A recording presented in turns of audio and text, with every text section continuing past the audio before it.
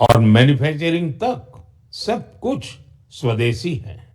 साथियों, जून के महीने में ही एविएशन सेक्टर में भी देश ने एक बड़ी सफलता पाई।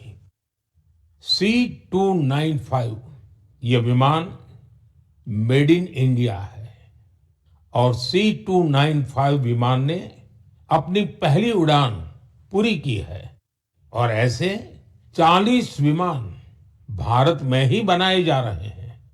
इससे एमएसएमई और एरोस्पेस सेक्टर को नई शक्ति मिल रही है, रोजगार के अवसर बढ़ रहे हैं और आत्मनिर्भर भारत का संकल्प भी मजबूत हो रहा है।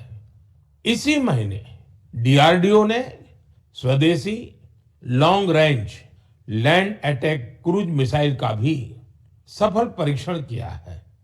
इसको डीआरडीओ की लेबोरेटरीज और इंडियन इंडस्ट्री पार्टनर्स ने मिलकर बनाया है। यानी आज समुद्र से लेकर आकाश तक हमारा भारत अधिक सुरक्षित और आत्मनिर्भर बन रहा है। साथियों, जून में एक और आयोजन हुआ जिसमें पूरी दुनिया भारत के प्रयासों से जुड़ी और ये कार्यक्रम था अंतर्राष्ट्रीय योग दिवस।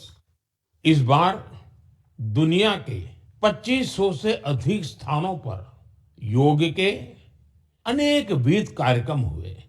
हमारे देश में करोड़ों लोगों ने स्थान स्थान पर योग कार्यक्रमों में हिस्सा लिया। इस महीने अहमदाबाद में आयोजित विश्व योगासन चैंपियनशिप की भी बड़ी चर्चा हुई। इसमें भारत ने कुल 114 पदक जीते। इनमें 102 गोल्ड मेडल भी शामिल है। भारत इस चैंपियनशिप की पदक तालिका में पहले स्थान पर रहा। मैं सभी विजेता खिलाड़ियों को बहुत बहुत बधाई देता हूं। साथियों, किसी भी राष्ट्र की आत्मा उसके लोग होते हैं और जब उस देश के लोग कोई संकल्प लेते हैं तो कोई भी शक्ति उन्हें अपने लक्ष्य से डिगा नहीं पाती। राष्ट्र निर्माण में जन भागीदारी की ये ताकत भारत की बहुत बड़ी पूंजी है और इस जन भागीदारी का हम बार बार अनुभव कर रहे हैं। साथियों, पश्चिम एशिया में बनी युद्ध की स्थितियों को देखते हुए मैंने देशवासियों से कुछ आग्रह किए थे। मैंने कहा था कि जहां तक संभव हो कुछ समय के लिए गोल्ड सोना खरीदने से बचें। लोगों से कहा था कि विदेश में छुट्टियां मनाने से बचें। मैंने लोगों से कार पुलिंग को भी बढ़ावा देने की अपील की थी। मैंने किसानों से केमिकल मुक्त खेती के लिए, खेत बचाने के लिए और प्राकृतिक खाद का ज्यादा से ज्यादा इस्तेमाल का आग्रह किया था। साथियों, मैं देश के हर नागरिक का आभारी हूं कि मेरी अपील का उन्होंने न सिर्फ समर्थन किया बल्कि हर तरफ से उसमें अपना सहयोग कर रहे हैं। मुझे कई परिवारों ने संदेश भेजकर अपने अनुभव साझा किए हैं। कितने ही परिवारों ने तय किया है कि घर के विवाह में इस बार सोना नहीं खरीदेंगे। जरूरत पड़ी तो पुराने सोने को रिसाइकल करके नए गहने बना लेंगे। कितने ही लोगों ने सोशल मीडिया पर यह भी लिखा है कि कैसे उन्होंने इस बार विदेश यात्रा को टाल दिया है। साथियों, कार पुलिंग को लेकर भी लोगों ने अनेक अनुभव साझा किए हैं। जो लोग हर दिन एक ही दिशा में अपने अपने वाहनों से जाते थे, वे अब साथ जाने लगे हैं। लोग हर संभव बस और मेट्रो का उपयोग कर रहे हैं। इससे पेट्रोल और डीजल की बचत हो रही है। इसी तरह देश के अलग अलग हिस्सों में प्राकृतिक खाद की खपत बढ़ने की भी खबरें आ रही हैं। साथियों, मुझे इस बात की खुशी है कि इस ग्लोबल क्राइसिस का हम भारतीय मिलकर मुकाबला कर रहे हैं। मुझे विश्वास है जन भागीदारी की यही शक्ति हमें मजबूती देगी, हमें सफल बनाएगी। मेरे प्यारे देशवासियों, हमारे देश में जन्मदिन, शादी ब्याह, पारिवारिक कार्यक्रम होने के साथ ही पूरे समाज का भी उत्सव होता है। हर परिवार चाहता है कि उसकी खुशियां दूसरे के साथ भी साझा हो। लोग मेहमानों को उपहार भी देते हैं। साथियों, महाराष्ट्र के नांदेड़ में एक परिवार ने अपनी खुशियां बांटने के लिए ऐसा काम किया है जो चर्चा का विषय बन गया है। यहाँ नांदेड़ के बहादुरपुरा गांव में पेटकर परिवार रहता है। इस परिवार ने सोचा कि अगर खुशी बांटनी ही है तो ऐसी चीज दी जाए जो मुश्किल समय में किसी परिवार का सहारा बने। अपने घर में विवाह के अवसर पर इस परिवार ने गांव के लगभग 3,500 लोगों के लिए दुर्घटना बीमा की व्यवस्था की। हर व्यक्ति को 1 लाख रुपए का बीमा कवर दिया गया। इस पहल के पीछे की भावना बहुत स्पर्श करने वाली है। परिवार ने देखा था कि दुर्घटना के बाद परिवारों को आर्थिक कठिनाइयों का सामना करना पड़ता है। ऐसे समय में एक छोटी सी सहायता भी बहुत बड़ा संबल बन जाती है। साथियों, सरकार देश के करोड़ों परिवारों तक सुरक्षा का कवच पहुंचा रही है। प्रधानमंत्री सुरक्षा बीमा योजना के तहत केवल 20 रुपए के सालाना प्रीमियम, यानी केवल 1 साल के 20 रुपये का प्रीमियम, उस पर 2 लाख रुपए तक का दुर्घटना बीमा मिलता है। अब तक इस योजना से 58 करोड़ से अधिक लोग जुड़ चुके हैं। इनमें करीब 28 करोड़ हमारी माताएं, बहनें, बेटियां हैं, महिलाएं हैं। इस योजना से पीड़ित परिवारों को अब तक जो हिसाब मिला है, 3,700 करोड़ रुपए से अधिक की सहायता मिल चुकी है। साथियों, उसी प्रकार से प्रधानमंत्री जीवन ज्योति बीमा योजना भी उतनी ही अहम है। ये योजना व्यक्ति की दुखद मृत्यु होने पर उसके परिवार को 2 लाख रुपए का बीमा कवर देती है। इसका वार्षिक प्रीमियम सिर्फ 436 रुपये है, मतलब एक दिन का मुश्किल से 1.5 रुपया। इस योजना से अब तक 27 करोड़ से अधिक लोग जुड़े हैं। इसके तहत देश के करीब 11 लाख परिवारों को करीब 22,000 करोड़ रुपए की सहायता मिल चुकी है। ये आंकड़े बहुत बड़े हैं। इन आंकड़ों के पीछे लाखों परिवारों की अपनी अपनी कहानी है। कहीं किसी माँ को बच्चों की पढ़ाई जारी रखने में सहायता मिल गई, कहीं किसी पत्नी को घर की जिम्मेदारियां संभालने का सहारा मिल गया। साथियों, कई बार बहुत बड़ी सुरक्षा की शुरुआत बहुत छोटी राशि और एक छोटे से कदम से हो सकती है। छोटा सा भी निर्णय बहुत बड़ा बदलाव करता है। मेरा आप सभी से आग्रह है कि अपने परिवार में इन योजनाओं की जानकारी जरूर साझा करें। मेरे प्यारे देशवासियों, मन की बात में अब बात एक ऐसे विषय की जो हजारों साल पुराना है, हजारों साल से मानव समाज में घर कर करके बैठ गया है। ये विषय है अंधविश्वास का। अंधविश्वास कई बार केवल एक गलत धारणा नहीं होता, वो डर पैदा करता है। और जब डर मन पर हावी हो जाता है तो इंसान सच को देखना ही बंद कर देता है। अंधविश्वास में डूबे लोग फिर बिना तर्क के, बिना सत्य जाने ऐसे फैसले लेने लगते हैं जिनका बड़ा नुकसान होता है। वहीं समाज में ऐसे लोग भी होते हैं जो विज्ञान, अनुभव और तर्क के आधार पर उन धारणाओं को चुनौती देते हैं। अंधविश्वास से विश्वास तक की ये यात्रा आसान नहीं होती। और आज मैं ऐसी ही एक सफल यात्रा के बारे में आपको जरूर बताना चाहता हूं। साथियों, असम में एक पक्षी पाया जाता है। उस पक्षी का नाम है हरगिला।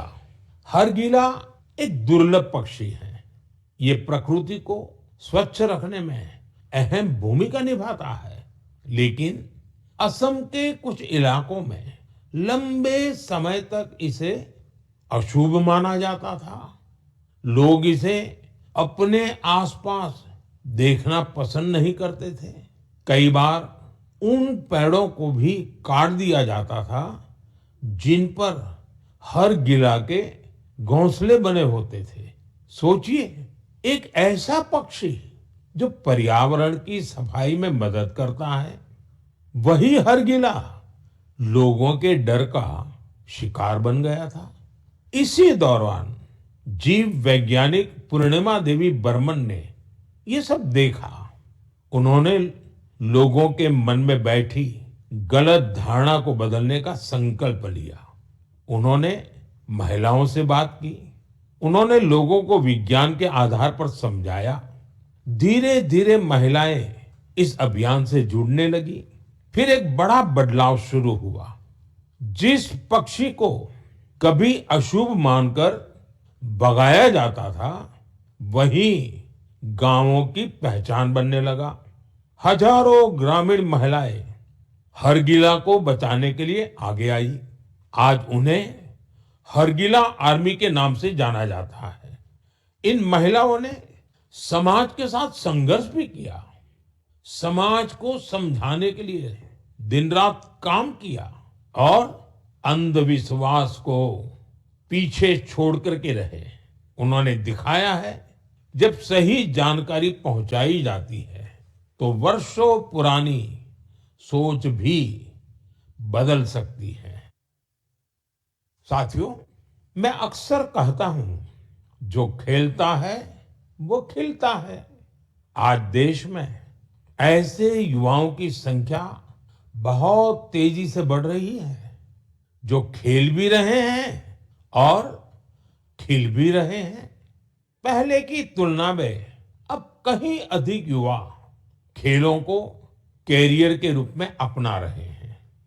मुझे नागालैंड के दो ऐसे प्रयासों के बारे में जानकारी मिली है जो बहुत दिलचस्प है। पहला प्रयास है नागालैंड बेबी लीग। नाम सुनकर आपको जरूर लगता होगा कि ये बहुत छोटे बच्चों की कोई साधारण लीग होगी, लेकिन ऐसा नहीं है। ये 5 से 10-12 साल की आयु के छोटे छोटे बच्चे, फूल जैसे बच्चों की एक असाधारण लीग है। और इन बच्चों के फुटबॉल खिलाड़ियों की एक ऐसी लीग है जो उनके रफ्तार को और प्रतिभा के लिए उनको प्रेरित भी करती है और उनकी पहचान भी बनाती है। इसकी शुरुआत नागालैंड के अधिक से अधिक बच्चों को फुटबॉल से जोड़ने के लिए हुई थी। 5 से 12 वर्ष तक के लड़के और लड़कियां इसमें हिस्सा ले सकते हैं। ये लीग अब अपने 3 वर्ष पूरे कर चुकी है। इस लीग का बच्चों के मन पर बहुत अच्छा प्रभाव पड़ा है। साथियों, नागालैंड में एक और अच्छा प्रयास हो रहा है। इसका नाम है नागालैंड विमेन फुटसल लीग। हो सकता है आपके लिए ये फुटसल एक नया नाम होगा।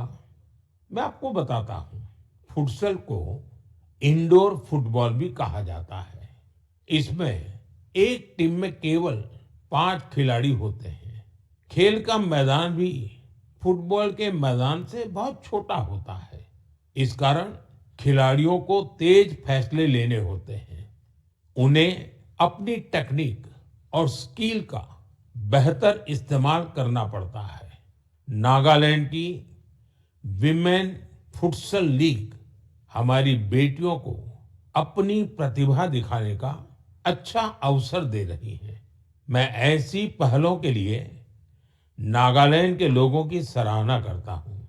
ऐसे प्रयास देश के दूसरे हिस्सों को भी प्रेरणा देते हैं। साथियों, ये टेक्नोलॉजी का युग है। हर दिन नई रिसर्च हो रही है, नए नए एआई इनोवेशन सामने आ रहे हैं। इस दौर में एक सवाल बहुत महत्वपूर्ण है, लोगों की क्रिएटिविटी को कैसे बचाए रखा जाए।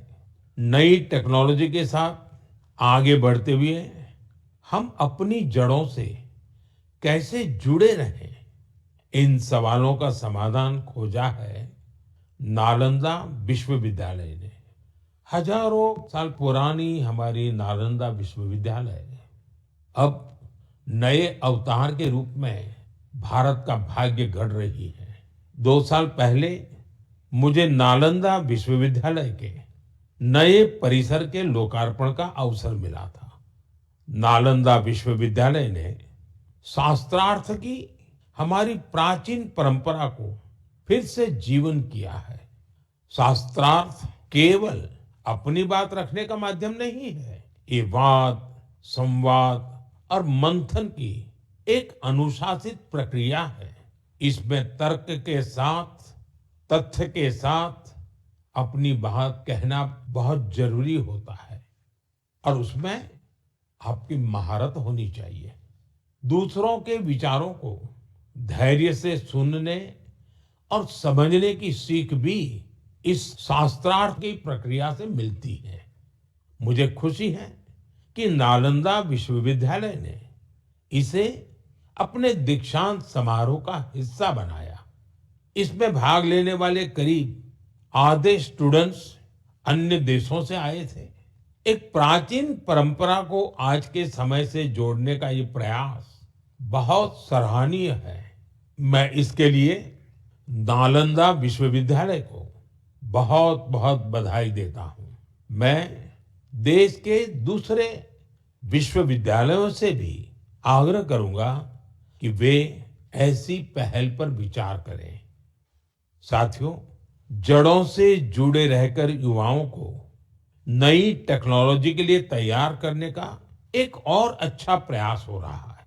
दिल्ली में स्थित central Sanskrit university artificial intelligence और डेटा साइंस में बीटेक प्रोग्राम शुरू करने जा रही है। ये आधुनिक टेक्नोलॉजी को भारत के पारंपरिक ज्ञान से जोड़ने की दिशा में एक महत्वपूर्ण कदम है। इससे भारतीय भाषाओं के लिए नए एआई टूल्स तैयार करने में मदद मिलेगी।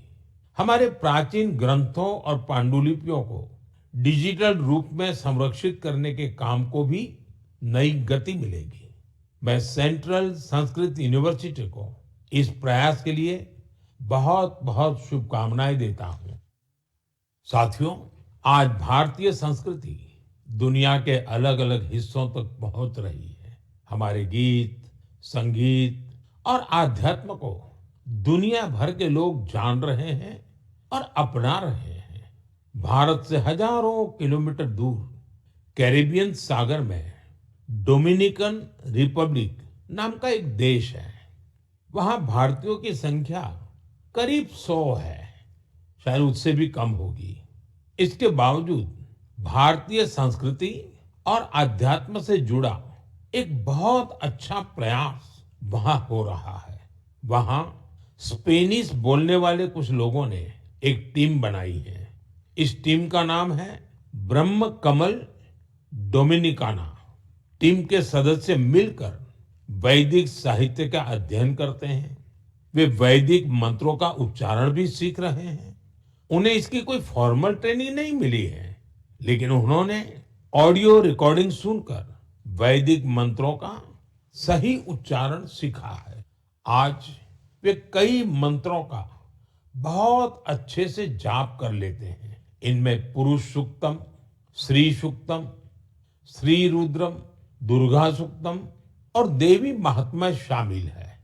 भारत से इतनी दूर रहकर हमारी परंपराओं को सीखने का उनका यह प्रयास बहुत प्रेरक है। मैं ब्रह्म कमल डोमिनिकाना वहां के सभी सदस्यों को उनके प्रयासों के लिए शुभकामनाएं देता हूं। मैं ऐसे सभी लोगों की हृदय से सराहना करता हूँ जो भारतीय संस्कृति को दुनिया भर में लोकप्रिय बनाने के लिए निरंतर प्रयास कर रहे हैं। मेरे प्यारे देशवासियों, मेघालय की पहचान बादलों से है, खूबसूरत नजारों से है। जो मेघालय जाता है उसे वहां के लोगों का अपनापन भी लंबे समय तक याद रहता है। लेकिन मेघालय की एक और विशेषता है जिसकी मैं आज मन की बात में आपसे चर्चा करना चाहता हूं। ये है मेघालय के रूट ब्रिज। रास्ता वाला रूट नहीं, जड़ों वाला रूट। इन रूट ब्रिजों की कहानी बहुत रोचक है। ये ब्रिज कुछ दिनों या कुछ वर्षों में नहीं बनते। इन्हें तैयार होने में कई दशक लगते हैं। रबर के पेड़ों की जड़ों को धीरे धीरे दिशा दी जाती है।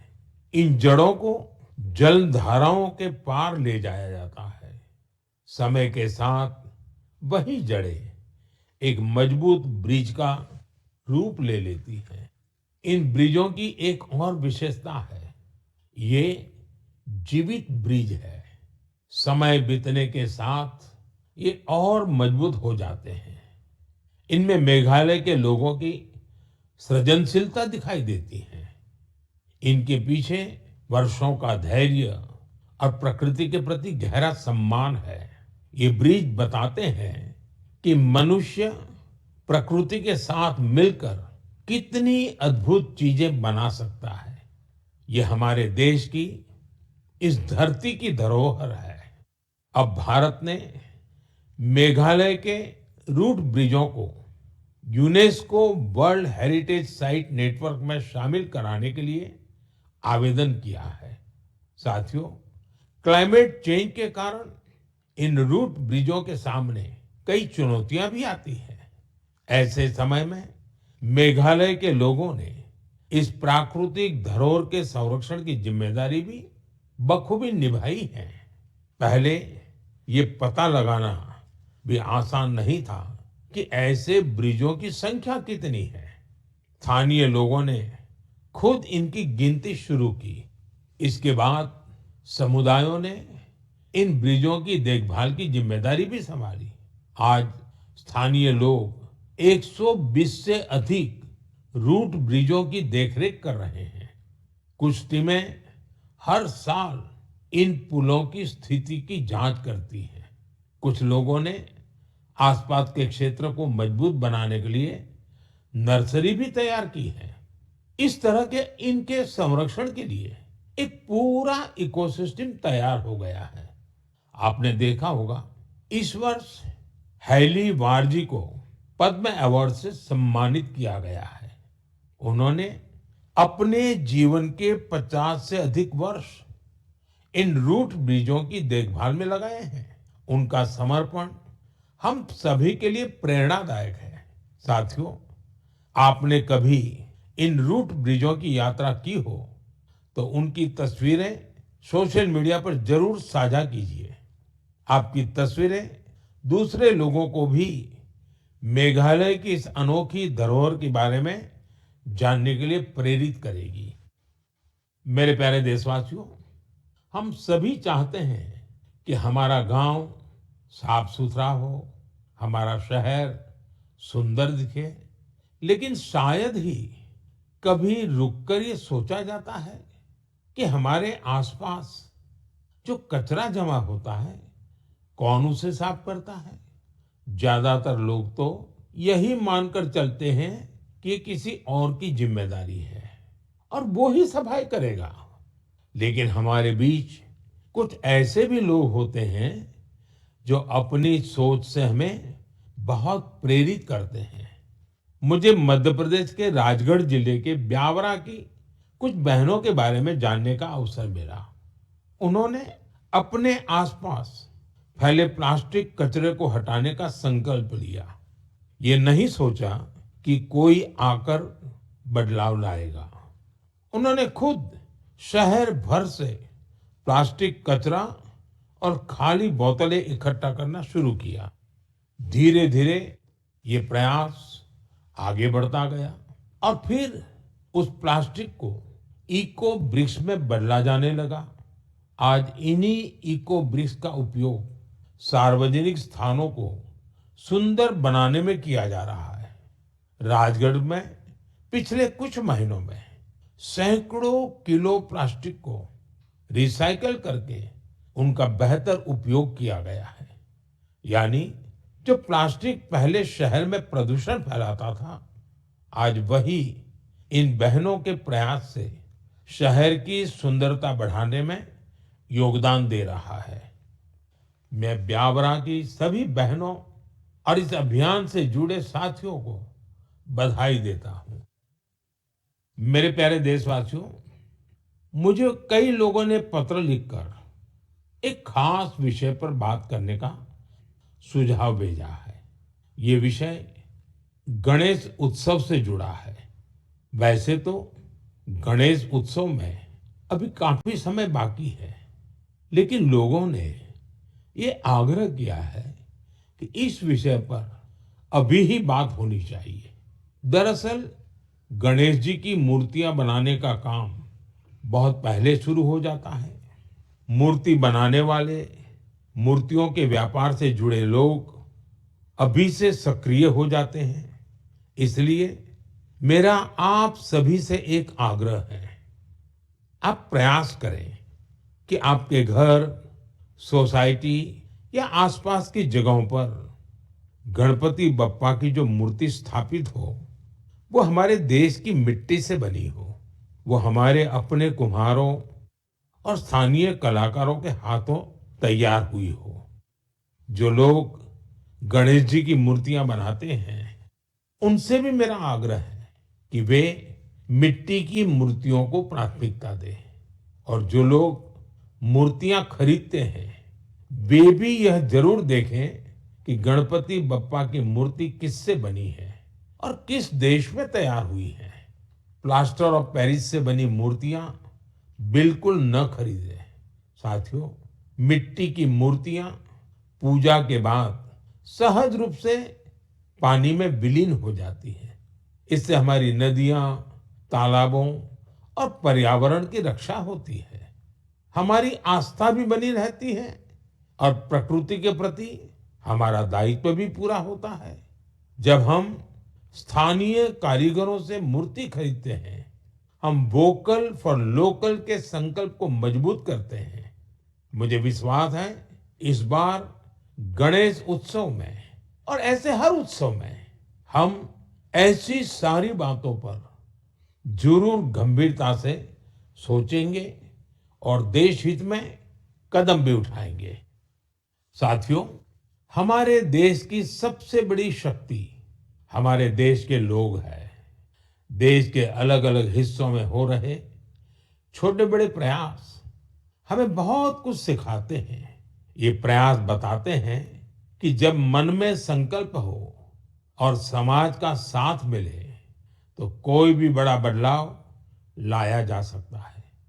आप अपने आसपास हो रहे ऐसे प्रयासों के बारे में मुझे जरूर लिखते रहिए। अपने विचार और अपने सुझाव भेजते रहिए। हो सकता है आपके आसपास की कोई छोटी सी पहल पूरे देश के लिए प्रेरणा बन जाए। अगले महीने हम फिर मिलेंगे, देशवासियों के कुछ नए प्रयासों की चर्चा करेंगे। तब तक आप अपना और अपने परिवार का ध्यान रखिए। और हाँ, जल संचय तो करना ही करना है। बारिश के पानी की एक एक बूंद को हमें बचाना है। कैच द रेन, ये अभियान जरा भी ढीला नहीं होने देना है। तो मेरा खास आग्रह है, वर्षा का बूंद बूंद पानी हम मिलकर के बचाएं। बहुत बहुत धन्यवाद। नमस्कार।